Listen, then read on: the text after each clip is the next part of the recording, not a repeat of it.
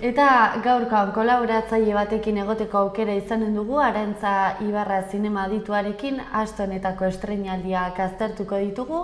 Aste honetan maiatzak 5 izanen da, ostiralean, arratsaldeon eta ongi etorri, Arantza. Arratsaldeon zuri ere bai. Bueno, eta hori badakigu ostiralero estreinatzen direla, baina jakin dezaten noiztik aurrera ikus daitezke gaurkoan aztertuko ditugun filmeak. Lehenik eta behin, El Círculo filmea, aste honetan. Bai, El Círculo. Hau estatu batuetik dator. Arinagoakoan egon ginen esaten estatu batuetakoak batik ere zegoela, ez? Danak ziren europarrak, eta normalean izaten da beti estatu batuetakoak. Baina hau, El Círculo, James Posselt zuzendariak bestseller batean oinarritu da, Dave Eggers idazlearen liburu batean oinarritu da, eta El Círculo, zer da El Círculo, ez? Da, nazte bat esango nuke, Yahoo, Google eta Apple bat bezalako handi bat, enpresa handi bat. Tom Hanks da ekoizlea pelikula honetan eta bai parte hartzen du, bera izango bazen bezala, Steve Jobs bat bezala, ez?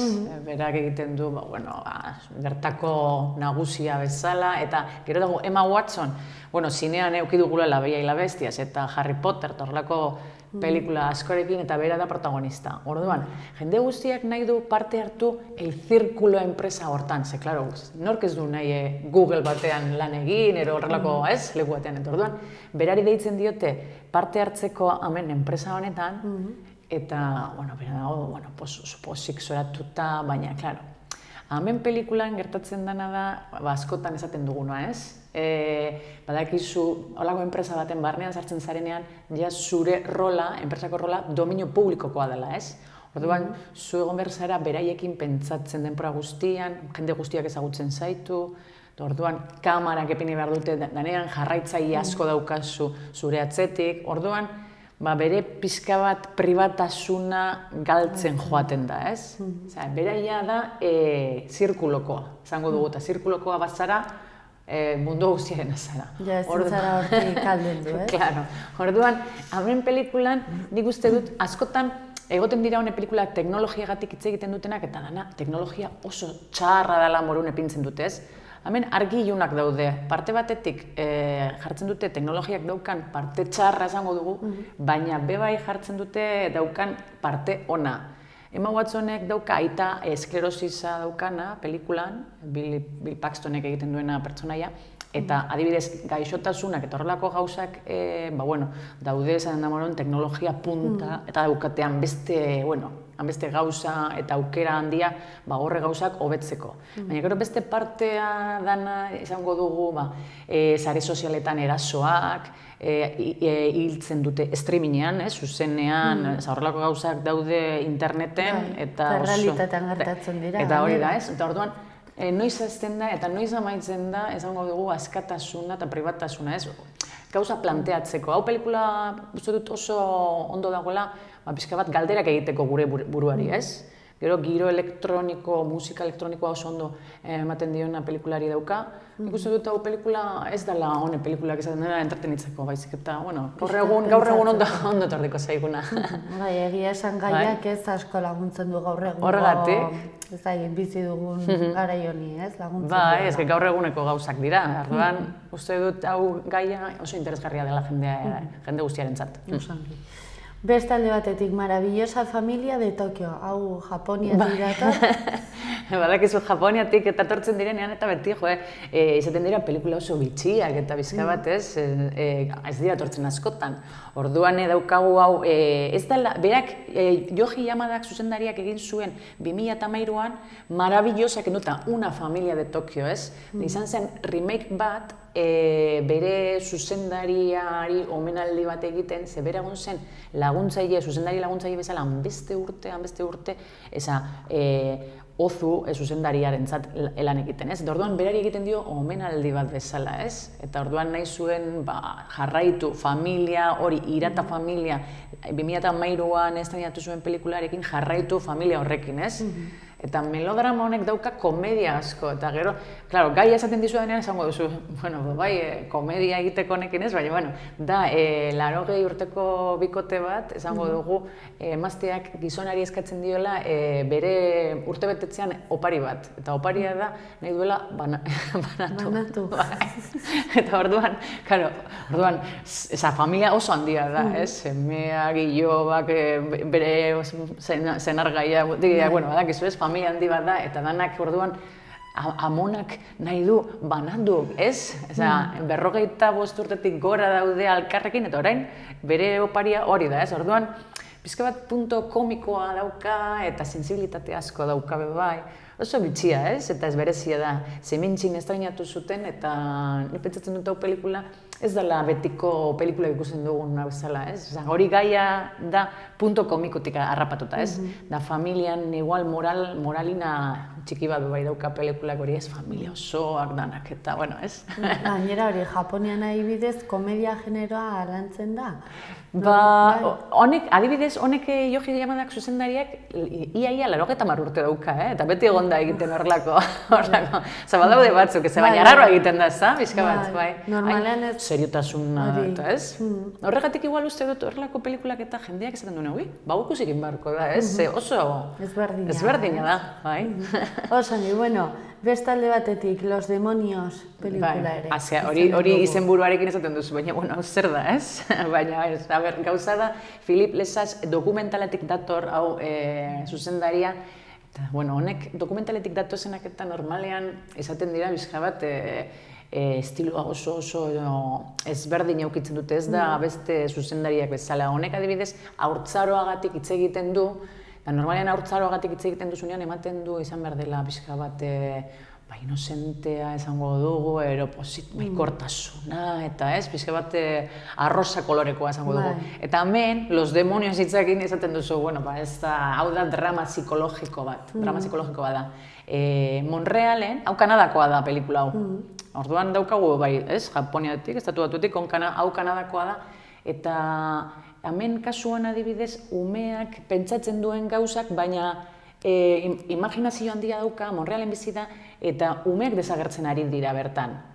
Auzo honean bizi da, baina umeak desagertzen ari dira, eta orduan, berak umeak 10 urtekoa protagonistak daukan beldurrak. Oso beldurtia da bera, eta beran beldurrak, zelan sexualitatearen, zelan joaten zaioen esnatzen, zelako gauzak entzuten duen, eta bere punto psikologikoa nondik datorren, baina batez ere beldurretik, ez? Eta esango dugu planoak geldi-geldiak dira, eta trabeginekin eta zumekin, igual plano oso ezerosoak, ez dira plano normalak batzutan, eta bizka bat sartzen dizu musikarekin bere drama psikologiko, esaten dugu bera beldur handia badauka musikarekin sartzen dizu, ez? Bertan, orduan da... Musika gainera zenbat egiten duen, ez da? Bai, eske musikaren da pasana. Beldurrezko pelikuletan eta soinuri gabe entzuta pelikulat edo soinurekin entzutaren. Eske soinua pintzen diozunean, barrura sartzen, ez bada ona bai, atera egin alzaitu, ez?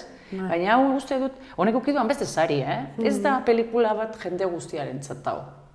Ze honek pelikulak Haneke zuzendariaren estiloa dauka eta dira, hombre, esango dugu epaimaikidei gustatzen zaien pelikula bat, arraroa esango dugu, ez? Baina igual jende asko, igual joten bada esango dugu, ostra, epai pixkat arraroa, ez? Baina, bueno. Publiko guztiarentzat ez dela. Bueno, nahi dutenek gauza ezberdinak ikusi ondo etortzen da, ez? Baina, gero beste batzuk igual gustatzen zaienak betiko esango dugu pixka bat, ez? Ez direnak horrelako arraroak esango dugu, igual, geldiei, igual iristen zaio oso geldia dala, ero ez dakit, ez? Ikusi behar, ez? Bai, konprobatu egin behar da. Oso, nire abruak alde batera utzita, eta La Ciudad Perdida. Bai. Hau estatu batuetatik dator, El Círculo bezala, hemen badaukagu bi estatu batuetakoak, normalean hau gertatzen da, estatu batuetakoak gertatzen dira. Hau adibidez biopik bat da, abenturazko pelikula bat, benetan gertatutakoa, Percy Feibosit esploratzaile bat izan zen, Brasileko oianetara Amazona zen, hor berak nahi zuen esploratu, pentsatzen zuen, hor zegoela zibilizazio bat ez ezaguna eta oso argia, zientzilariak trufatu egiten ziren, pentsatzen, horrez dago ezebez, eta orduan bera errekerrean ez, nahi zuen joan esploratzera, eta orduan, hemen, igual zuzendariak, James Grayek nahi du bai gerturatu bere familian gertatzen diren gauzak, ez? Ze askotan horrelako gauza bat egiten baduzu, familia gutxi egin behar duzu, esaten da bezala, ez? Orduan, bai ez da bakarrik zentratzen abenturan, baizik eta emazteak zelan sufritzen duen, ez? Bera kanpoan dagoelako denbora guztian, eta benetan gertatutakoa da, eta hau gizona desagertu egin zen. Bizitza realean, beti izan zen misterio bat, ez? Orduan, abenturazko pelikulak eta gustatzen zaiena, eta batez bere zibilizazio ezberdinak, Amazonasen esaten da bezala, eta abenturazkoa da, baina bai drama bat da, benetan gertatu zen, eta berak egin zuen ausarta izan zen, eta berak nahi zuena, zeukan frogak eta gauzak, eta horren atzetik joan zen. Hemen lana egiten du Charlie Juna, dala, telesail bat dago Queer as Folkekin ezaguna egin zena bera, gero La Cumbre Escarlata eta pelikulasko egin du, eta gero bere ondoan dago Robert Pattinson, jenteak ezagutzen duela El Crepúsculo, famatua, batez bere nerabe guztiak ezagutzen dutena, baina hemen agertzen da kriston bizar handiarekin, oso ezberdin agertzen da. Eta gero Sienna Miller badago. Orduan, pelikula, entretenigarria ematen du. Naiz eta egoki punto drama hori izaten dugu, ez? Errealitatearen puntua. Jendeari gustatzen zaio abenturazkoak, normalean, uste dut. Eta gainera, hola, pertsona baten bizitza ezagutzeko modu polita da, ez? Bai, benetan gertatuko, hori da, bai. Gauzak ikasten duzu, bitartean, bai. Bueno, bestalde batetik, Un Reino Unido. Da honekin ere bai, eskematen du biopikak hau bai da benetan gertatutakoa, baina esango dugu beste gauza bat dela, ez? Hemen Printzipe Zeretze Kame, benetan gertatutakoa da esaten duena, hori printzipea David Oyelowo eta Rosamund Pike aktoreak, bata esango dugu, baltza eta zurian arteko harremana benetan egon zena ezkondu egin ziren eta beraien bizitza da, baina esango dugu, orduan, Botswanako errega izan zen, ez? Eta berak egiten duena, David Oyelowo egiten duen pertsonaia, maite mintzen da ingles batekin. Bretaña handiko batekin maite mintzen da, eta 1948an Afrikako apartheidek ez zuen uzten arrazarteko harremanak. Orduan izan zen gatazka internazionala, kristona, eta Bretañak zeukan esango dugu oso urrearekin badakizu dependentzia handia, urrearekin dependentzia handia, eta orduan atzerriratu egin zuten, eta asko kostatu zaion berak nahi duten zan jende guztiak ulertzea bere emaztea zuria zela, eta berarekin ume eduki zuen, eta orduan horren kontuko arazoak, baina hau benetan gertatutakoa da, eta bera eneska maite mindu zen berarekin, ikusten zuelako zala gizon bat nahi zuena mundua hobea egin, ez? Printzipio handiko pelikula, eta, honek... Pentsarazten dizuna, ez? Bai, gainera benetan gertatutakoa denetik bai, hemen bai, bestean bezala ikasten duzu, baina beste erabatera, ez? Pizka bat politika sartuta barruan. Bai, ikusten da gaurkoan baditugula biografia oinarritutako hainbat, ez? Bi gutxienez, bai. Bai, horregatik. Oso, bestalde batetik, El Jugador de Ajedrez, bukatzeko. Hori da, hemen Espainiarra da hau, Luis Olivero zuzendaria, hau Espainiarra da, eta hemen joaten gara gerrako epokara, ez garaira joaten gara. Hemen daukagu adibidez aktore espainolak, espainiarrak, ez?